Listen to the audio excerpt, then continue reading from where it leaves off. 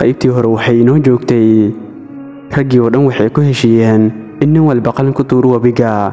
kii qalinkiisu aanay mawjada biyuhu qaadin ayaa la wareegayay gacan ku haynta Maryama.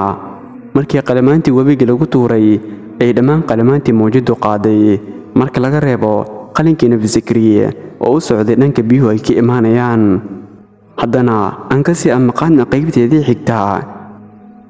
qorituurkii ayaa dhowr jeer lagu celiyay waxaana ku guulaystay kafaala qaadashada Maryama iyo daryeelkeedaba Nabi Zakariya oo ay qaraabo yihiin. wamaa kunta ladayhim id yalquuna aqlaamahum ayuhum yakfulu Maryam. mana aada la joogin markay tuurayeen qalimadooda koodii kafaala qaada Maryama. Nabi Zakariya wuu farxay oo bishaaraystay waxa uu kafaala qaadayay gabar yar oo Ilaahay ka doortay dhammaan haweenka caalamiinta. Nabi Zakariya waxa uu geeyay masjidka qol gaar ah ayaa la siiyay meeshaasi kamaysan bixi jirin iyadoo xaajo u baahan mooye. Maryama qolka waxay ku caabudi jirtay Allah subxaanahu wa tacaala wayna ka dheeraatay hawadu ay naftu u baahan tahay. waxay xakamaysay nafteeda kuna barbaartay digriga Ilaahay iyo cibaadada. Nabi Zakariya naxariis nabadgelyo korkiisa ha ahaatee markaasuu soo galay qolka wuxuu arkaa Maryama oo cibaadaysanaysa.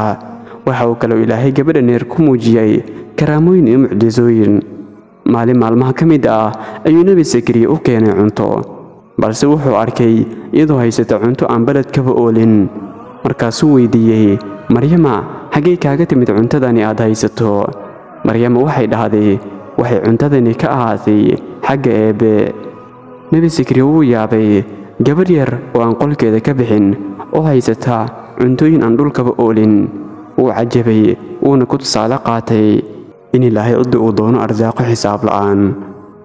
Allah oo inoogu waramaya mowqifkaas aadka u cajiibka ah waxa uu ku leeyahay suuratul Imraan suuradda 3 aayadda 37.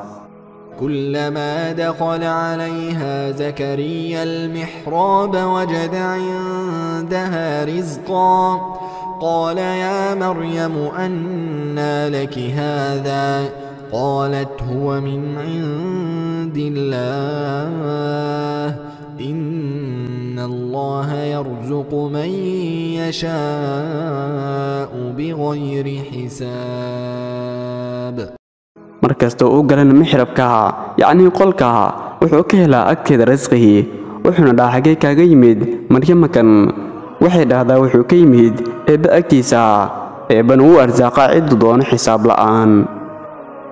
sidan la socon Nabi Zakariya ma uusan lahayn ubad daadiisuna way weyneed xaaskiisuna waxay ahayd madhalays haddana Ilaahay kamuusan quusanin ee halkaas ayuu Ilaahay ku baryay isagoo leh rabbiyow ii hibe wiil sidaad u siisay gabadhan Maryama cunto aan suurtagal ahayn in xilligan laga helo deegaankan.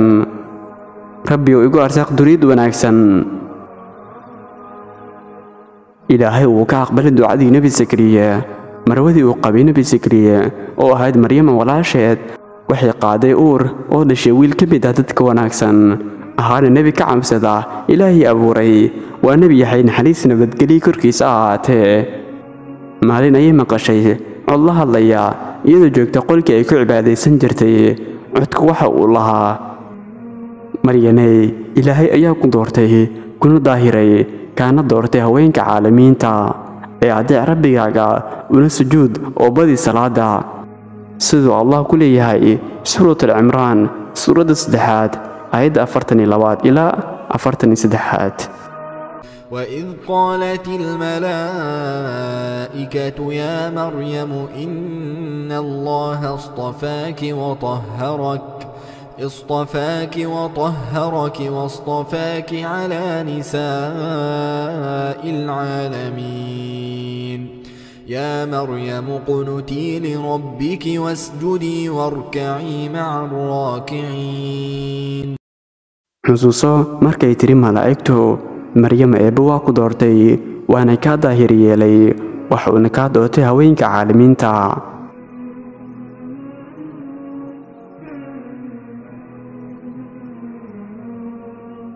waxaan soo gaarnay gabagabadii muuqaalka.